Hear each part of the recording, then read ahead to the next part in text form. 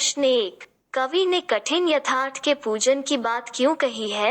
उत्तर। कवि गिरिजा कुमार माथुर का मत है कि वर्तमान का जो यथार्थ है उसको ही स्वीकार करके उसको हल करने में लगना चाहिए। व्यक्ति को वर्तमान दुख से घबराकर पुरानी सुख की यादों के झमेले में नहीं पड़ना चाहिए। इससे वर्तमान दुख समाप्त नहीं होगा, इसलिए वर्तमान को ही महत्व देना चाहिए। प्रश्न 2। भाव स्पष्ट कीजिए। प्रभुता का शरण बिंब केवल मृग तृष्णा है, हर चंद्रिका में छिपी एक रात कृष्णा है।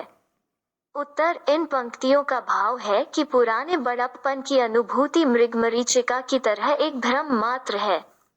जैसे रेगिस्तान में हिरण को चमकते रेत में पानी का भ्रम होता है, वैसे ही पुरानी यादें भी भ्रम हैं। वो वास्तविकता नहीं है। सुख और दुख का क्रम तो चलता ही रहता है।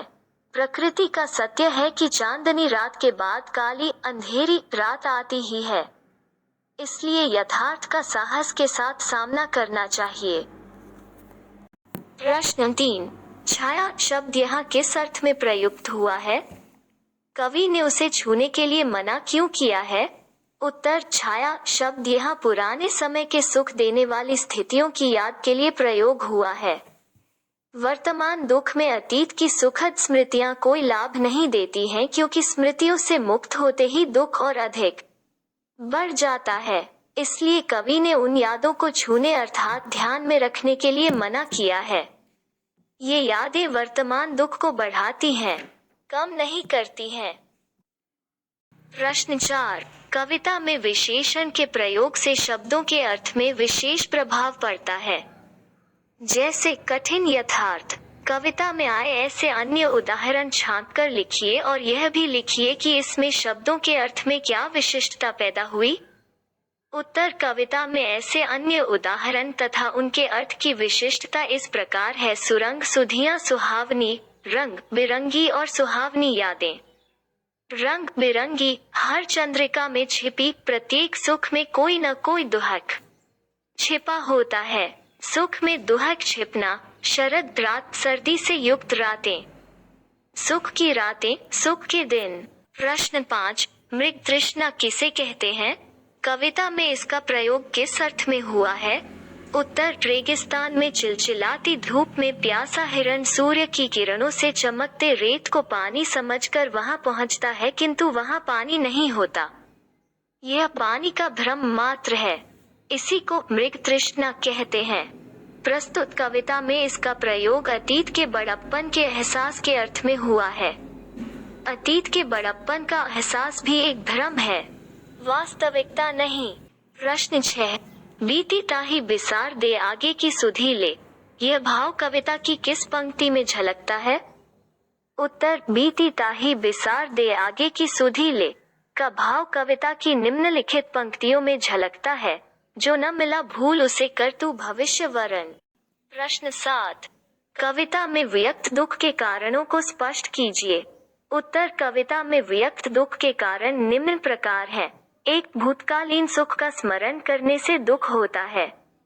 2। अतीत का सुख याद करने से दुख 2 गुना हो जाता है। 3। यश सम्मान प्राप्त करने की चाहत में दुख बढ़ता ही जाता है। 4। भौतिकता की ओर दौड़ने से दुख बढ़ता ही जाता है। 5। प्रभुत्व पाने का चाहत में भी दुख बढ़ जाता है। 6। मन में संतोष का भाव न होने पर दुख होता है।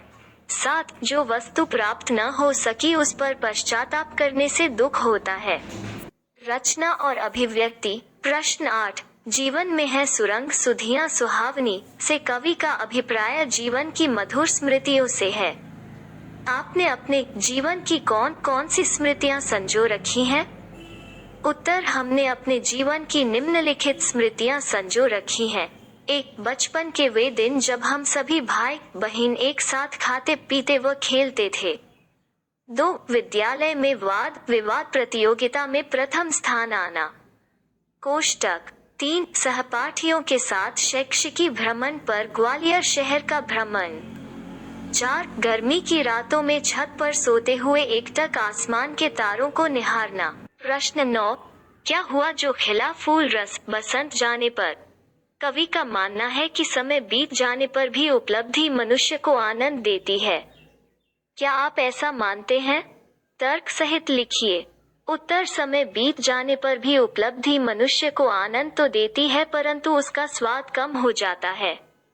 समय पर होने वाली उपलब्धि का आनंद अलग ही होता है। जैसे किसी को भूख लगने पर रोटी न मिले तो वो दुखी होगा और अचानक भूख मिटने के बाद रोटी मिल जाए तो उतना सुख प्राप्त नहीं होगा जितना भूखा होने पर होता।